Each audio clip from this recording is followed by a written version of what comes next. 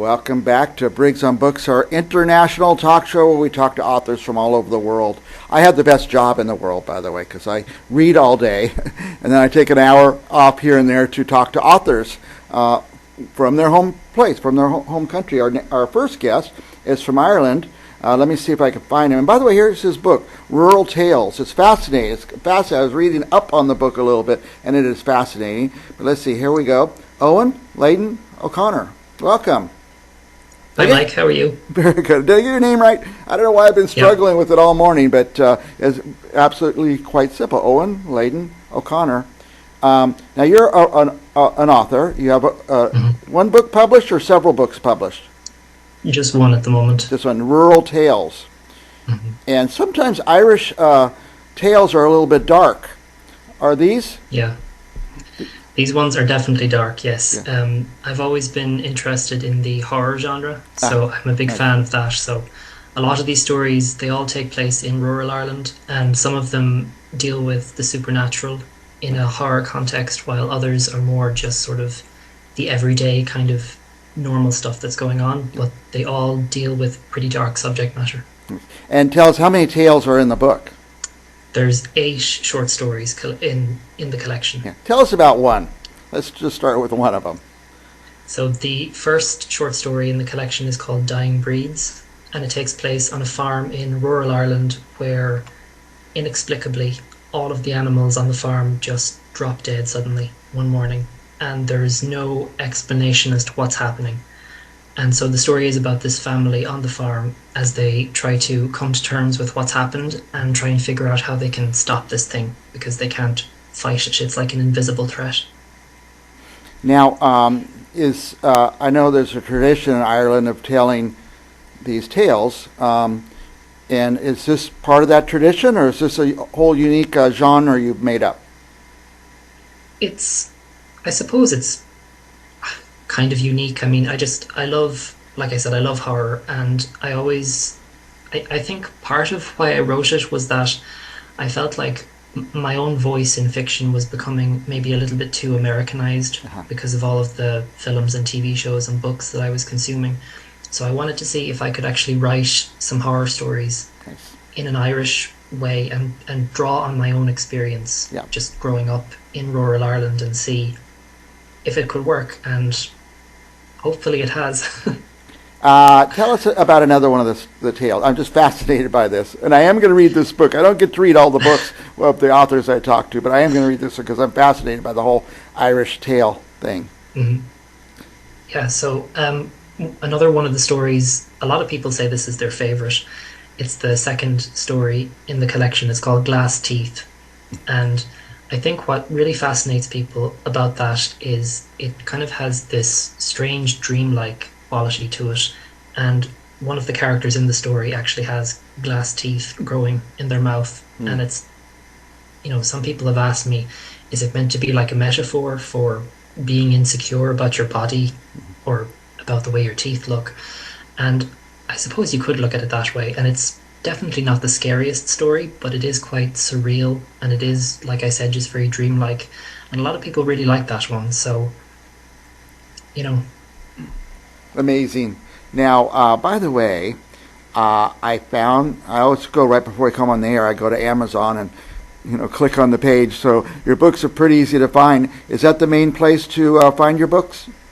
You can find the book on Amazon, and it's also available on Google Play Books. So if you go on there and type in my name or type in Rural Tales, it should come up. Rural Tales. That's how I found it, Rural Tales. I was having a little trouble spelling your name when I was trying to find you on Amazon. So I typed Rural Tales and it popped right up. Now, I've got a feeling that you've got another book rumbling around in your head. Mm-hmm. Yeah, I'm working on another one at the moment as we speak. Nice. So, now we have, watching our show, around the world, there's millions of people writing books that just can't finish. They can't put the pencil down and go to the next step. And you did. Congratulations, by the way. But now that you've gone through it, you finished writing a book, you got it published, is the next one going to be easier? I think, self-publishing nowadays is, very easy. Mm-hmm. And I think a lot of people prefer to do that because it gives them more creative control over what they can do with it. And I personally had never had any experience in the publishing industry at all before I wrote this, and I just wanted to see if I could do it really. Yeah. And now that I've done it, and now that I'm more familiar with self-publishing, I think it would be a little bit easier. Yeah. But the actual act of writing the book, I'm not sure I'd say it gets easier. Yeah, It the part of kind of just writing the book, depends. probably not. Yeah. I would get that. Yeah. Now, I mean, I talked to so many authors. And they all have their own story, and I've talked to authors that say, "I've mailed it to 10 publishers and nobody responded." I'm thinking, I don't know if it works that way anymore, because everybody we talk to, they've self-published their books. So it's a very acceptable way now, and very common. I just wondered about the difficulty. People my age were not that good with technology sometimes, so maybe it's a young person's game now, publishing. I'm not sure. Now we have on the screen, we have your web address. What will we find there?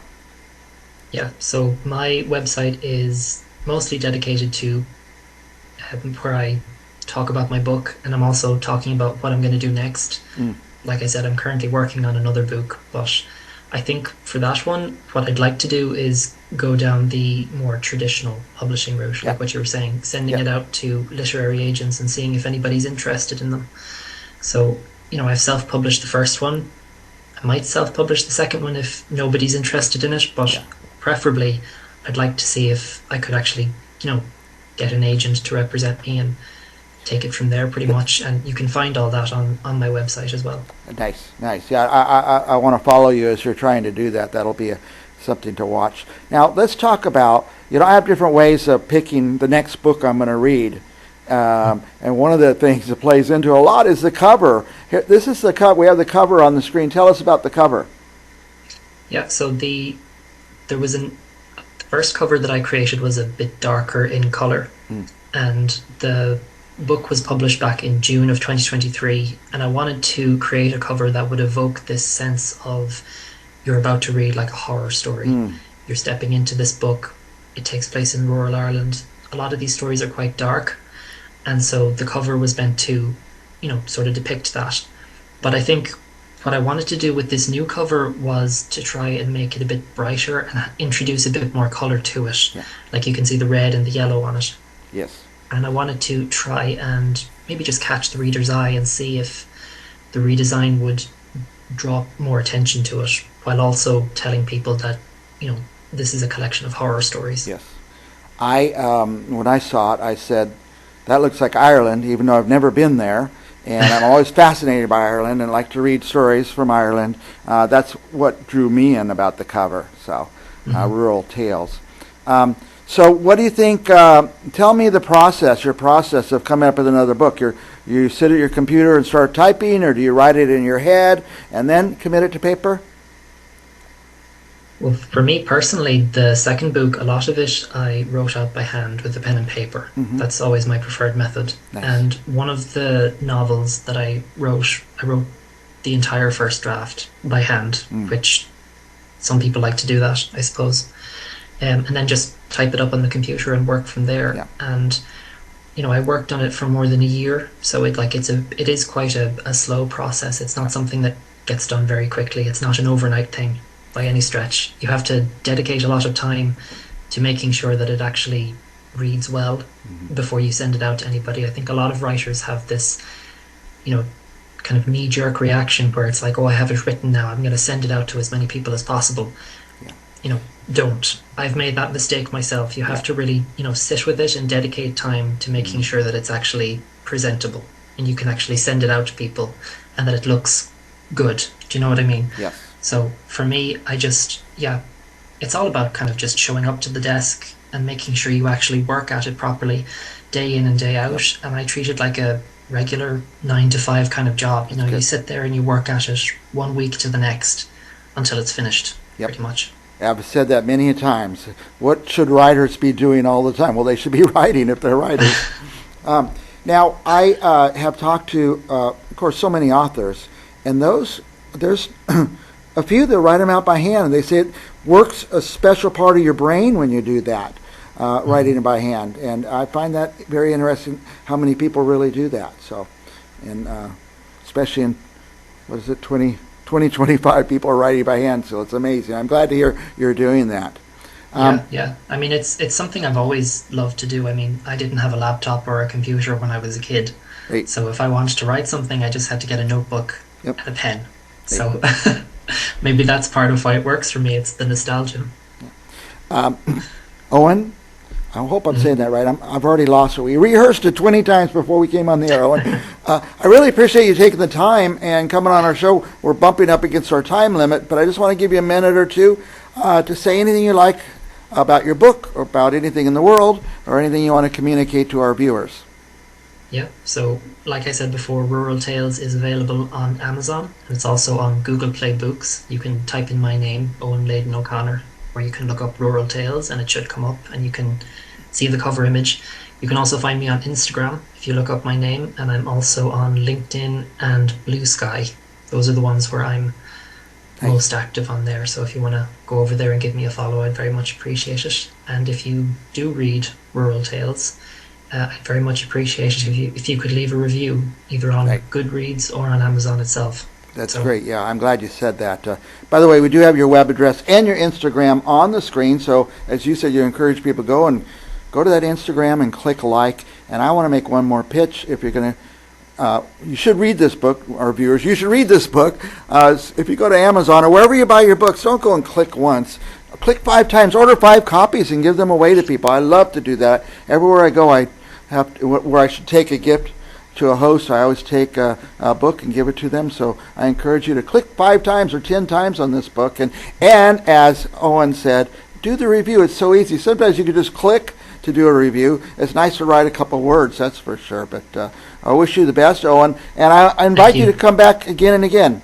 We don't have a lot of people from Ireland on the show, and you have a special place here. Thank you very much. I really appreciate it. All right, and for our viewers, don't go anywhere, because we're going to come back with another author right after this.